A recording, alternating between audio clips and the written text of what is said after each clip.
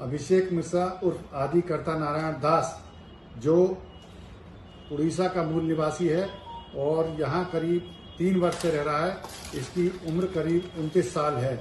यह यहाँ पे राधा कुंड में रहता था और युवक और युवतियों को ब्रेन वॉश करके उन्हें अपने यहाँ बुलाता था और युवतियों का गंधर्व विवाह कराता था। इसी क्रम में एक छत्तीसगढ़ की लड़की को इसके द्वारा बुलाया गया और उसका ब्रेन वॉश कर उसके साथ शारीरिक संबंध बनाए गए। उसके द्वारा दिनांक 25/5/26 को थाना गोवर्धन पर तहरीर देकर एक अभियोग पंजीकृत कराया गया। इसी अभियोग में आज अभिषेक मिश्रा को गिरफ्तार किया गया है। विधिक कार्रवाई अमल में लाई जा रही है। जो 2 युवक और जो 2 युवतियां और एक युवक जो इसके घर पर रह रहे थे, उनको उनके परिवारजन अपने साथ ले गए। आज हम बात करने वाले हैं एक ऐसे मामले की जिसने सोशल मीडिया से लेकर आम लोगों तक सबको हैरान कर दिया है। एक ऐसा शख्स जो खुद को धार्मिक गुरु, साधु और बाबा के रूप में पेश करता था, लेकिन पुलिस के मुताबिक उसके पीछे की कहानी कुछ और ही निकली। मथुरा के गोवर्धन इलाके से एक ऐसी खबर सामने आई है जिसने लोगों का भरोसा हिलाकर रख दिया है।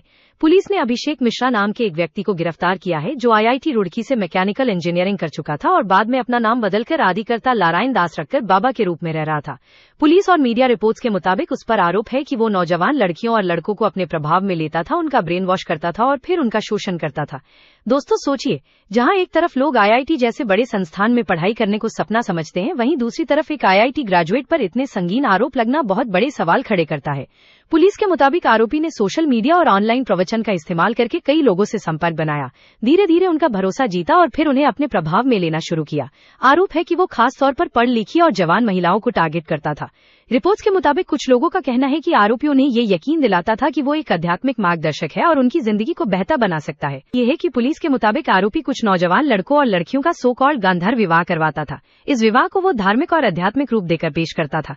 आरोप है कि इसके बाद वो महिलाओं के साथ शारीरिक संबंध बनाता था और इसे धार्मिक या आध्यात्मिक प्रक्रिया का हिस्सा बताता था। दोस्तों, यहाँ एक बहुत अहम बात समझना जरूरी है। इस वक्त ये सारे आरोप हैं और कानूनी तौर पर आरोपी तब तक दोषी नहीं माना जाता जब तक अदालत उसे दोषी करार न दे।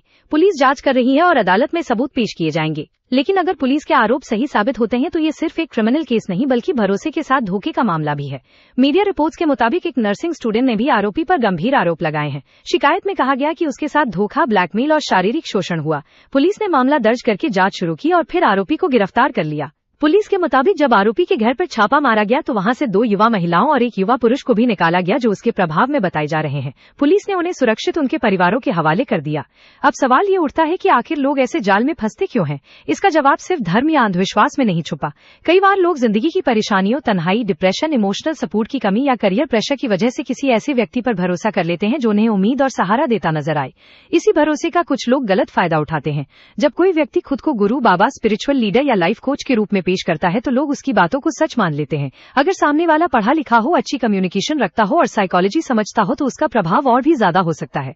इसीलिए एक्सपर्ट्स बार बार कहते हैं कि किसी भी व्यक्ति को अंधा भरोसा देना खतरनाक हो सकता है। चाहे वो धार्मिक गुरु हो, चाहे मोटिवेशनल स्पीकर हो, चाहे सोशल मीडिया इन्फ्लुएंसर हो या कोई पॉलिटिकल लीडर, हर बात को तर्क और समझदारी की कसौटी पर परखना जरूरी है। दोस्तों, ये मामला एक और वजह से भी चर्चा में है क्योंकि आरोपी IIT ग्रेजुएट बताया जा रहा है। अक्सर लोग समझते हैं कि उच्च शिक्षा हासिल करने वाला व्यक्ति कभी गलत काम नहीं करेगा, लेकिन इतिहास बताता है कि डिग्री और कैरेक्टर 2 अलग चीजें हैं। एजुकेशन इंसान को नॉलेज दे सकती है, लेकिन अच्छी सोच और इंसानियत उसके अपने फैसलों पर निर्भर करती। कई लोग पूछ रहे हैं कि अगर आरोप सच है तो इतने समय तक किसी को शक क्यों नहीं हुआ? कुछ लोग ये भी कह रहे हैं कि लोगों को स्पिरिचुअल गाइडेंस के नाम पर चलने वाले फ्रॉड से बचना चाहिए।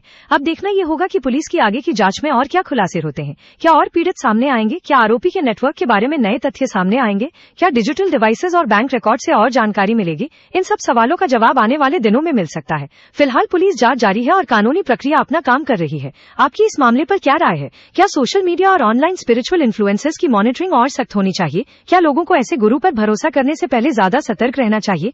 कमेंट सेक्शन में अपनी राय जरूर लिखिए। अगर आपको ये रिपोर्ट इन्फॉर्मेटिव लगी हो तो वीडियो को लाइक करें, शेयर करें और हमारे चैनल को सब्सक्राइब करना बिल्कुल ना भूलें।